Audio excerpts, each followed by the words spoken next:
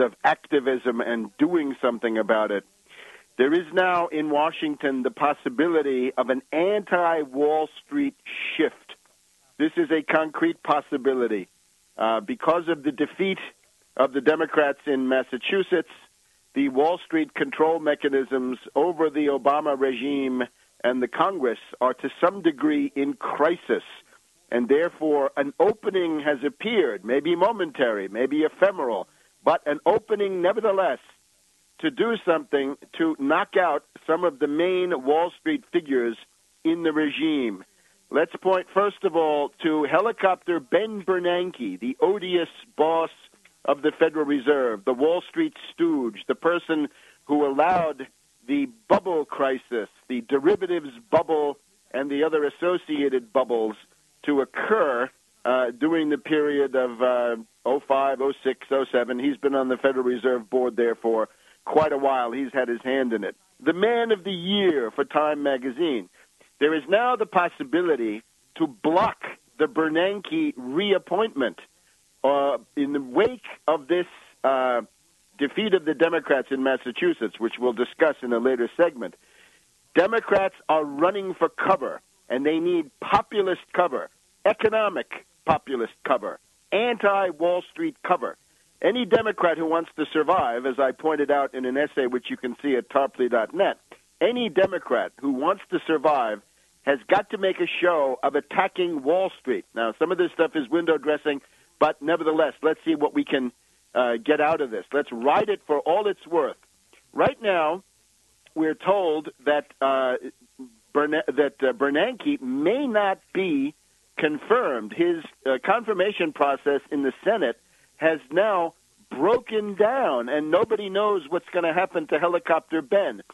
Because of the very bad result for the Democrats in Massachusetts, we've got a whole bunch of Democratic senators who are now saying they will not vote for Helicopter Ben. These include people who feel that they may be threatened by right-wing challengers. This would include Barbara Boxer of California, Feingold of Wisconsin, possibly Sherrod Brown of Ohio, and a couple of others. They're saying that Sherrod Brown, not certain, but Boxer, Feingold, and a couple of others on the Democratic side are saying they will not vote for Bernanke. And there's apparently no plan to bring up that confirmation anytime soon. Knock out Bernanke. That's a first step. One finance oligarch too many. Helicopter Ben Bernanke. Feel some power. Build some momentum. We're told on CNBC that Bernanke saved the financial world as we know it. Well, we don't want the financial world as we know it. We want a radical reform of that financial world. Already, the finance oligarchs are scurrying around trying to find fallback options. How will they run the illegal, unconstitutional Federal Reserve if Bernanke is not there? And they're saying, well, we have Donald Cohn. Remember him, K-O-H-N. Donald Cohn is now the deputy chairman of the Board of Governors here in Washington, D.C. We're told that Cohn will take over if Bernanke fails of confirmation. In other words, if there's an empty chair at the Fed here in Washington, D.C., this guy Cohn will take over. Let's focus on Cohn for a second. It's about a year ago in hearings that Cohn was asked, will you make public the names of the financial derivatives counterparties that got those tens of billions of dollars from AIG? And the answer from Cohn was no.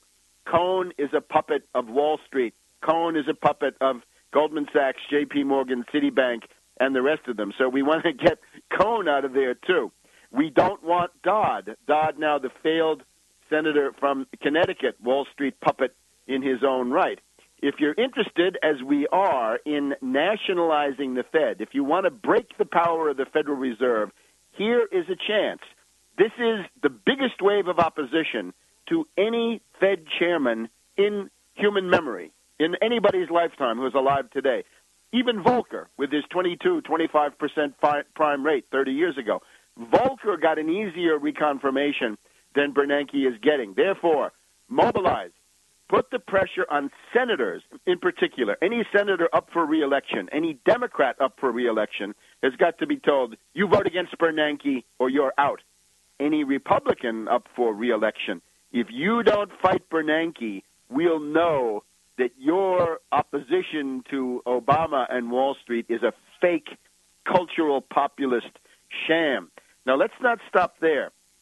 Yesterday, Obama announced, what can we say, a very timid reinstitution that he's going to attempt, a reinstitution of a piece of the Glass-Steagall Act. Remember, the Glass-Steagall Act was a landmark and very beneficial piece of legislation from the New Deal from 1933, the banking crisis of that year when every bank in the country shut down before Roosevelt got into power. They all shut down under Herbert Hoover, and make no mistake about it, the bank holiday didn't close any banks. It simply legalized the fact that they were all closed already.